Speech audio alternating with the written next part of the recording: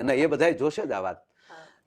તો એમ કે ને માયાભાઈ ન્યાય કાંઈક બોલે ના કાંઈક બોલે, પણ નરું સત્ય કહું કે એટલા બધા મારા મિત્રો છે, મંત્રીઓ છે, મુખ્યમંત્રીથી લઈને આપણા વડાપ્રધાન સુધી આપણા મારું હેત છે, પણ અમે જ્યારે મળ્યા છીએ ત્યારે ઈશ્વર સાક્ષીએ કહું કે મેં કોઈ દિવસ રાજકારણની વાતો જ નથી કરી, અમે સાહિત્યની જ વાતો કરી છે. અને એટલું નહીં, ક્યારેક ક્યારેક તો એવું પણ કીધું છે આ મિત્રોને, એનું મને ગૌરવ છે કે વાત એ સાંભળી લે છે.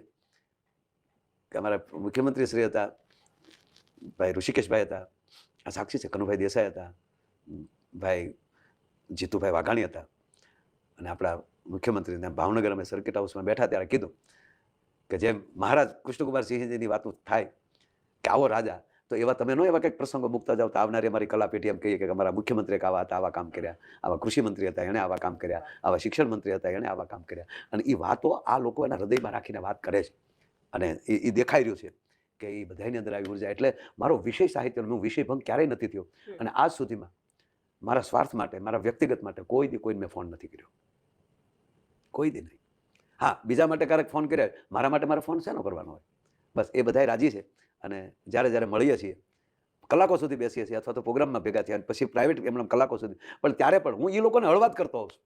એ આખા ગુજરાતની જવાબદારી હોય, આખા મોદી સાહેબ છે તો આખા દેશની જવાબદારી લઈને બેઠા, તો એને ઘડીક મળીએ તો એને આપણે કેમ હળવા કરી શકીએ આપણા વિષયથી, કે ફ્રેશ થાય. બસ એ અમારો હેતુ એ જ હોય. સારા ડૉક્ટરો મળે તો ડૉક્ટર ફ્રેશ કેમ થાય એ જ જોવાનું હોય. એમ જ્યારે જ્યારે મળ્યા છીએ તો હું મારા વિષયની બહાર મેં કોઈ દિવસ બીજી એવું લાગે બે જોક સંભળાવી દઈ એટલે ફ્રેશ થઈ જાય, એટલે એ જ વિષયથી મળ્યો છું, એ સિવાય કોઈ દી ક્યારેય મળ્યો નથી.